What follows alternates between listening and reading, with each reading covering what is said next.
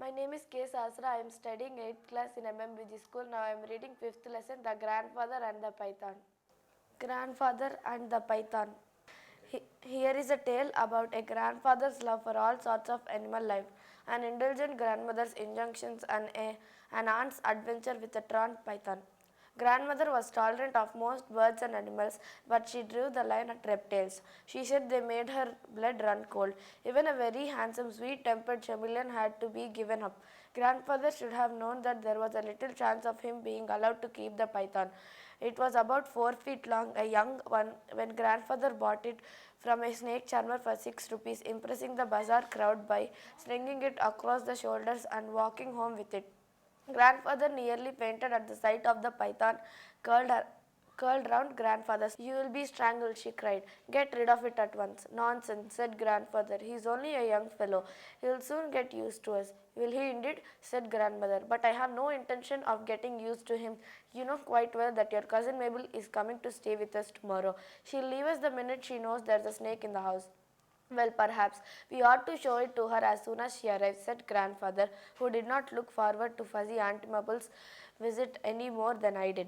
You'll do no such thing, said grandmother. Well, I can't let it loose in the garden, said grandfather with an innocent expression. It might find its way into the poultry house, and then where should we be? How exasperating you are, grumbled grandmother. Lock the creature in the bathroom, go back to the bazaar and find a man you bought it from and give it to him and get him to come and take it back. In my awestruck presence, grandfather had to take the python into the bathroom, where he placed it in a steep sided tin tub. Then he hurried off to the bazaar to look for the snake charmer, while grandmother paced anxiously up and down the veranda. When he returned looking crestfallen, we knew he hadn't been able to find the man. You had better take it away yourself, said grandmother in a relentless mood. Leave it in the jungle across the riverbed. All right, but let me give it a feed first, said grandfather, and producing a plugged chicken, he took it into the bathroom, followed in a single file by me, grandmother, and a curious cook and gardener. Grandfather threw open the door and stepped into the bathroom. I peeped around his legs when the others remained well behind.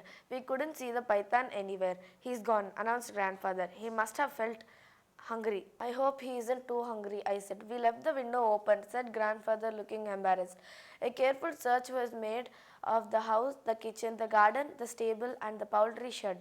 But the python couldn't be found anywhere. He'll be away by now, said grandfather reassuringly. I certainly hope so, said grandmother, who was halfway between anxiety and relief.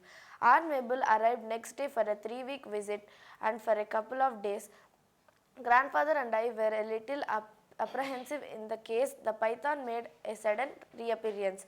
But on the third day, when he didn't show up, we felt confident that he had gone for good. And then, towards evening, we were startled by a scream from the garden.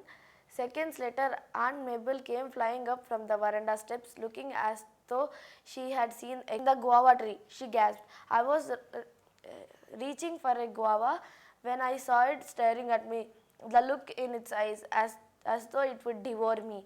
Calm down, my dear, urged grandmother, sprinkling her with eau cologne. Calm down and tell us what you saw.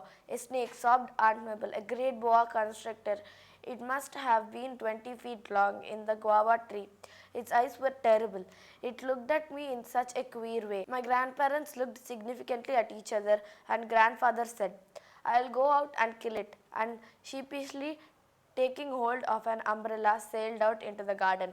But when he reached the guava tree, the python had disappeared.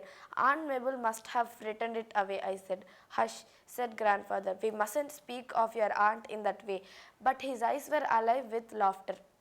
After this incident, the python began to make series of appearances, often in the most unexpected places. Aunt Mabel had another fit of hysterics when she saw him admiring her from under a cushion.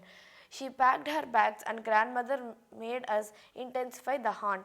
Next morning, I saw the python curled up on the dressing table, gazing at his reflection in the mirror. I went for grandfather, and But by the time we returned, the python had moved elsewhere. A little later, he was seen in the garden again. Then he was back on dressing table admiring himself in the mirror. Evidently, he had become enamored of his own reflection. Grandfather observed that perhaps the attention he was receiving from everyone had made him a little conceited. He is trying to look better for Aunt Mabel, I said, a remark. What if I instantly regretted because grandmother overheard it and bought the flat of her board hand down on my